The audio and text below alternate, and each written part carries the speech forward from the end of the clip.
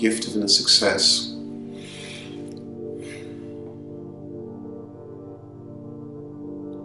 These are our daily invitations, affirmations, inspirations, motivations, moments, postcards, opportunities for us to pause, to reflect, to reconnect to ourselves, to our heart, to our purpose, to our passion, to our gifts, our talents, to ourselves, to life itself. Chapter 7 in The Gift of Inner Success is all about embracing life. And in fact, life is embracing you. But sometimes we're shrugging it off.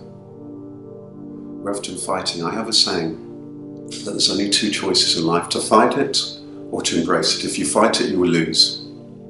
If you embrace it, you will become one with it. You will become lived. There's only two choices in life: to fight it or to embrace it. If we fight it, you will lose because you are one with it. It is you and you are it. If you embrace it, you become one with it and you become lived. And this is the invitation. This is today's invitation. Everyone knows it. Everyone who's been on this path knows it.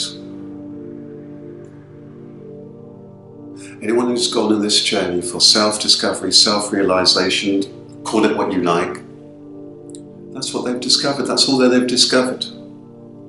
Whatever background, whatever belief system, whatever, it doesn't matter. Call it what you want. Words, labels, these things in many ways are meaningless. This is what they've discovered. It's a very simple thing. You can either fight it, you can embrace it. It's possible to spend our entire life fighting life. How absurd is that? Because whilst you're here, it's rushing through your veins. It's beating at your heart. Perhaps you can feel that now. You can feel the aliveness bubbling up. Even those words, embracing life,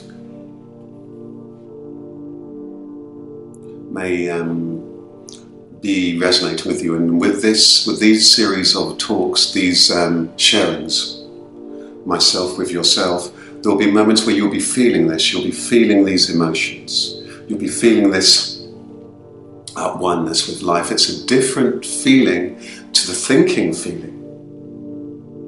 The thinking feeling is often a sinking feeling. No. The beingness feeling, the being at one with life. Flowing with life, floating on life, being at one with life. Realizing that life is charging through our bodies.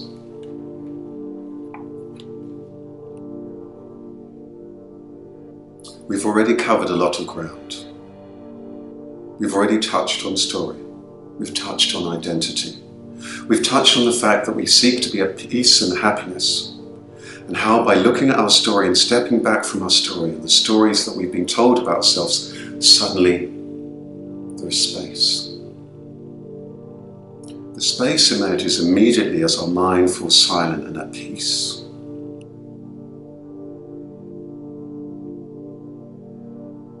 And it's this space, it's this peace of mind that holds the power.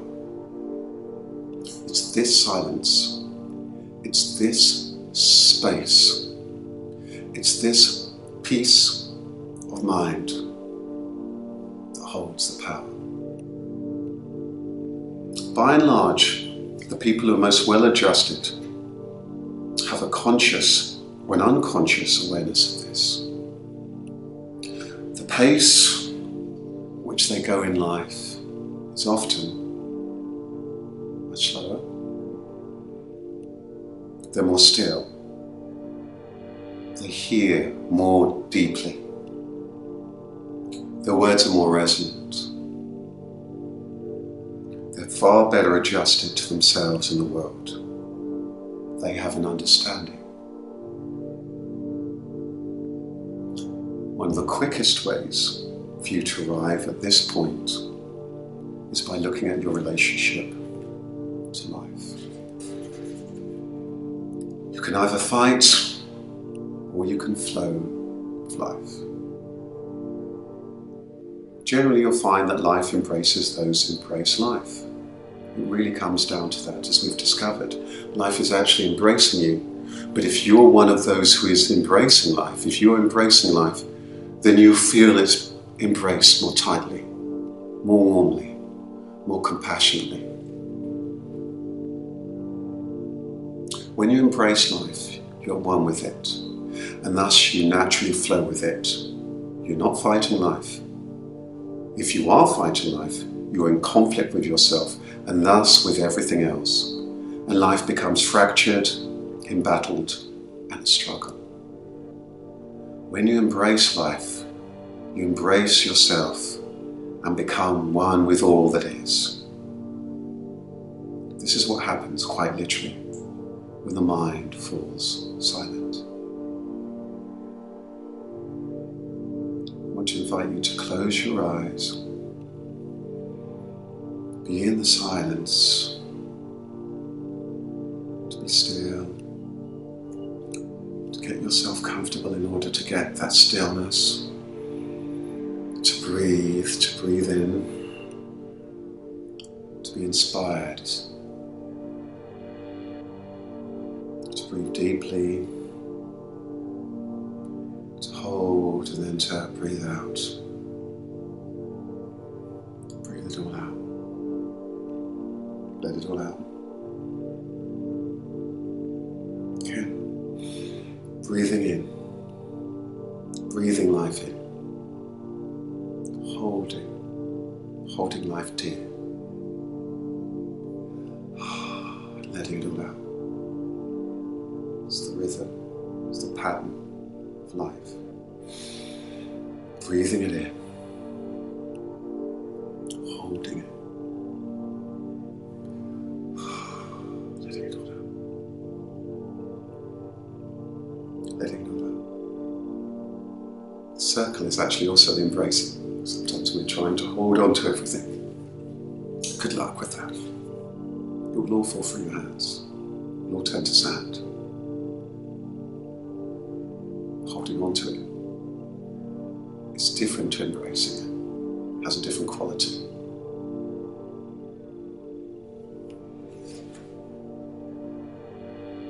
The mind falls silent. It's important that we touch on the theme of conflict. We have conflict within ourselves, in our relationships, and in the world. And the best hope to ease that conflict in yourself, in your relationships, at work, in your community, is to be able to arrive at peace with yourself, within yourself. I want at that moment for you to pause. I want you to just gently sit with this. What's the conflict within? What's the conflict with your relationships? What's the conflict with your friendships, with your work, with your boss, with your colleagues, with your neighbour, with the person across the road, the person down the street, your ex-boss, whatever, whoever it is, with your family members? Conflict at every turn. Subtle conflict, wanting to be right conflict, feeling wronged conflict, conflict nonetheless. Conflicting emotions. Shall I turn here? Shall I turn there? Shall I wear this? Shall I turn? Shall I wear that? Conflict. It would seem that if you look at our history as a species, conflict is the thread. Progression, yes, in some ways. Technological, certainly. Emotional, probably not. Spiritual, rise and fall. Consciousness, not really. There have always been those who have been awake or alert, so it would seem. And it would seem in every era that there are these conflicts, and not just war-type conflicts, not just political conflicts. In this decade and this years that we're recording this, the times of recording this and watching this, in the UK, in Europe, in America, in so many parts of the world. Look to every continent and you'll see conflict.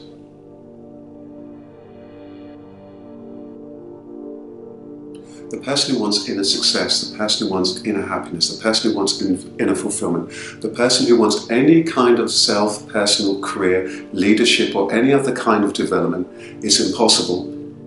It's an absolute impossibility without inner peace. It's an impossibility. You can achieve the prize of success without inner peace, but you cannot enjoy its trappings. It's an impossibility, but few people will tell you that. They'll tell you to keep going after the trophies. The trophies will bring you happiness. It's an impossibility. It's an illusion. Those who embrace the invitation of the gift of inner success are very, very aware of this. Let's return. One of the first ways that you can do this to arrive at peace is to look at your relationship with life. It's important that we touch on the theme of conflict, as I was saying. We have conflict within ourselves, in our relationships in the world, and our best hope to ease the conflict with yourself, your relationships, your work, your community, is to be able to arrive at peace with yourself. One of the best ways to do this is to look at your relationship to life. We tend to live life perceiving things as either this or that. We're told we should move toward this or move away from that. Of course, much of this is for our own benefit or growth, but it actually means that in practical ways you become stunted. Our lives become lives in which everything is separated, labelled and divided. In the absence of these mind-defined labels, there is no conflict. There's no cause for conflict. I haven't divided this from that, right from wrong, good from white, black from white, gay to straight, male to female, this to that, up from down. On and on it goes, round and round, round and round, round. Conflict, conflict, conflict. Prior to these ideas and fears of conditioning, there was no conflict. However, as we go, everything becomes something to either be desired or feared. One becomes seen as many, and this splintering reinforces fear, suffering, misunderstanding, and conflict. Even the most everyday things become the stuff of conflict. And so, for example, when you talk about the weather, you say, "Oh goodness, it's such a miserable day." What you're actually saying is that it's raining or it's grey. You are therefore adopting a relationship to life, which means probably about 50% of the time you're going to be deeply unhappy because you label and therefore relate to the rain, cold and snow, whatever it is, to misery and disappointment. You can hear this in the language that we use every day. The result is that you pine from the sun. You pine for the sun and you recoil from the rain. This is conflict, this is separation. But this conflict doesn't ever arise for a flower. A flower knows innately that it grows through both sun and rain, not just one or the other. Both are necessary for growth, both play their part, no doubt, in your life. It's probably the times that you would label dark or difficult that have led to the greatest insight, the greatest clarity as to what you are all about. This is an important moment to pause. Because in the conflict, in the not embracing of yourself, in the fighting of yourself, in the fighting of your background, your family, your mother, your father, this person, that person, the state, the economy, the weather, we overlook the realization that sometimes it's these difficult moments, the pain, the separation, the upset, the bereavement, the end of the relationship, the hankering after relationship, the fact that they didn't have the size of clothes that you wanted in the store. That is this cause of conflict. But it's these times that we label really difficult, particularly as we say, bereavement, separation, upset, ill health, that awaken us to life. Always. So they are misshapen gifts. The enlightened person will tell you that they're misshapen gifts. All the seasons of life will come. No doubt, it's probably in your life the times that you would label dark or difficult that have led you to the greatest insights, the greatest clarity as to what you're about. Have you ever had that experience where, for example, a relationship ends and you're feeling heartbroken, distraught, devastated, so upset, and then a couple of years pass and you realise that actually it was very important, it was necessary for your growth and understanding to move on. Your whole perspective on that relationship has changed and shifted. By having this broader perspective, by realising that life has its sunshine and its rain, and by not fighting, you're in a far more powerful position to be content, to be understanding. It is this that's pointed out by the very word understanding. One must be able to see everything in order to understand. And this is the invitation. You can do this right now by simply embracing life. I'm going to invite you to spend a moment with wherever you are in your life, to go within yourself, to take yourself from your head into your heart area. So I want you to do this right now. I want you to pause. I want you to bring to your attention wherever it is that you are in your life. Your circumstances, bring them to mind. Where you're in your life, your career, your relationships, bring it to mind first. Now I invite you to just let it sit gently in your heart.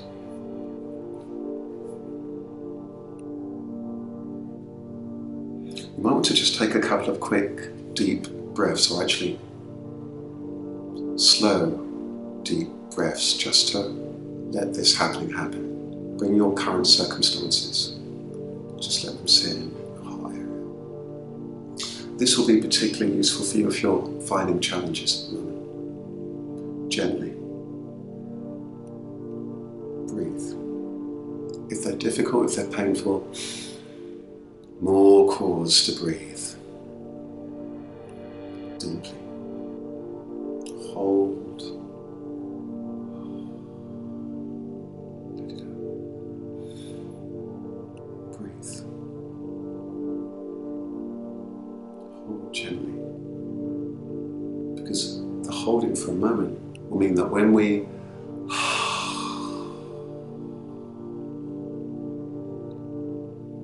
expel the breath,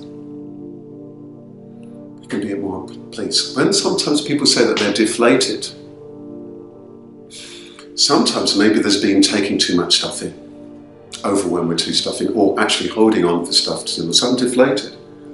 But the invitation of being deflated in letting all out is refreshing, because maybe you realise, it's a bit like when you have a day where you're very exhausted and you've been very unwell, perhaps you're very unwell, it's been building and building upon you until one day you call into work and you say, look, I'm really sick, I'm really unwell, I can't come in today. And suddenly you put down the phone and then there's the relief.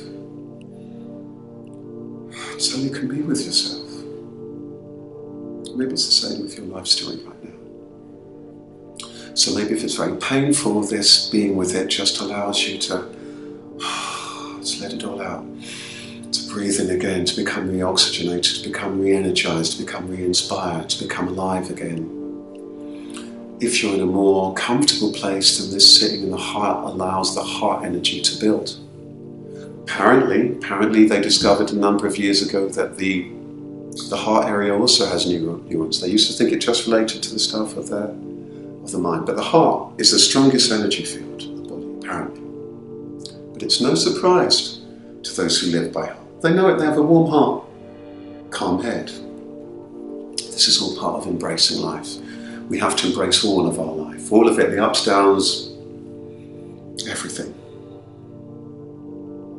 So I'm going to invite you to spend that moment with those those deep breaths in and out to become more settled. If it helps you, you might want to pause this so you can really be in this space. If you're rushing off to work, pause, make a note, and return to this later, when you can really be with this. Whatever your circumstances are, just look gently at them. You may be lucky that things are in a good place and that you're quite happy about them. Or it might be that there have been some challenges that you need to address. Whatever your circumstances, just be in this space of acceptance, of peace. Because right now you're changing your relationship to it. Right now you're just letting things be. Take a little time, let everything be. Right now, don't try and change anything. Don't try and fight anything. Let everything just be. And stay in this space a little longer. Just letting everything just be. Including things you're happy with, unhappy with, you agree with, you disagree with. Let it all be. It's possible to be at peace then, rather than to try and pretend I'm not feeling this, I'm not feeling that. It's important to realise that this embracing of life, sometimes it's very possible to spend a lot of time in therapy, psychotherapy, counselling, coaching, anything. Ranting to yourself, with others, any kind of discourse where we're going round and round and round and round because somehow we're trying to expel completely things of life. We are just gently, just letting life just flow. What we're doing, we're just letting it flow, because if you think about it, it's actually a circle of breathing in, breathing out, letting things go, letting things be, just being at peace with everything. We're just actually, in our letting go process, we're actually just letting be, we're just settling in, we're just seeing the flow of life. That's what's happened, so we don't have to spend so much time trying to fix this, resolve this, solving that, which becomes a headache. Whatever your circumstances are, just be in this space of acceptance of peace. Right now, because you're changing relationship to it. Right now, you're just letting things be. Take a little time. Let everything be. Right now, don't try and change anything. Don't fight anything. Let everything be. Stay in that space a little longer. Of course, we sometimes do this on a very practical level. You'll hear people say that you should sleep on a decision. Sometimes it's just that stillness, that rootedness, which gives you a far more perspective. And then when you wake up, you're clearer. When we go back within ourselves, we're able to be far more centered and see things for what they are. This process is the gift of inner success. If we're in battle with life, we are fragmented from it and from ourselves. If we embrace life, we are one with it and with ourselves. It is as simple as that. We are quite literally part and parcel of life. I remember on my own, call it spiritual, whatever, self, call it whatever, Jenny. I remember one moment, this phrase, part and parcel, which we often use, came to mind. Part and parcel. We're both part of life and we're the parcel. Without you, it doesn't exist. When you go to bed, vanishes, wake up, reappears. Part and parcel.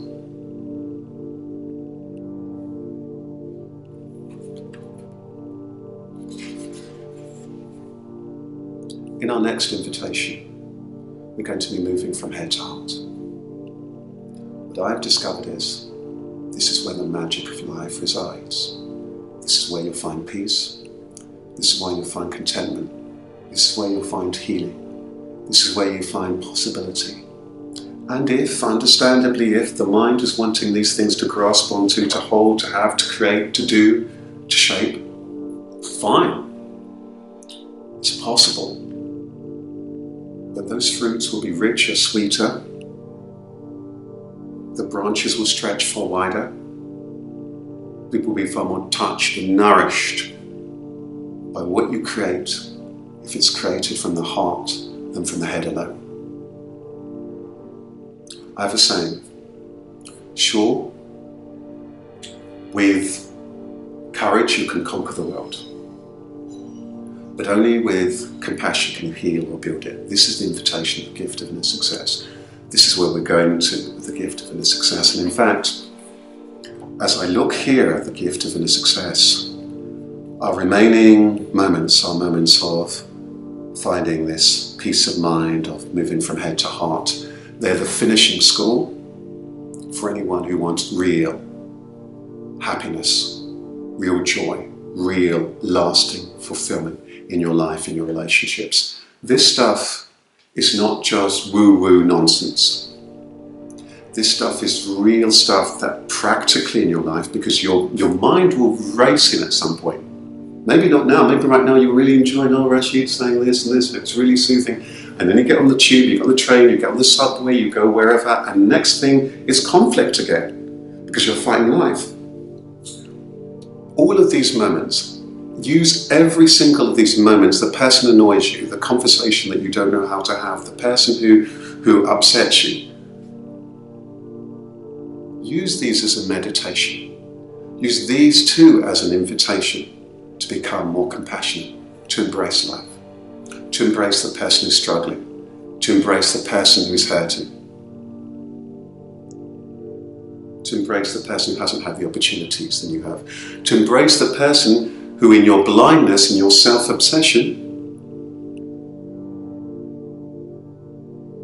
has less than you, isn't complaining, is at peace with life, who understands this stuff. Use every moment, use everything.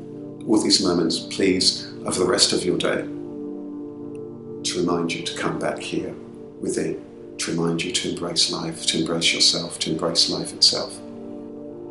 That's the invitation of life. I want to thank you very much for once again stopping by. It's a real pleasure, and it's a real gift to me too, that you're here, listening, watching, remembering, reconnecting, reconsidering, rewiring,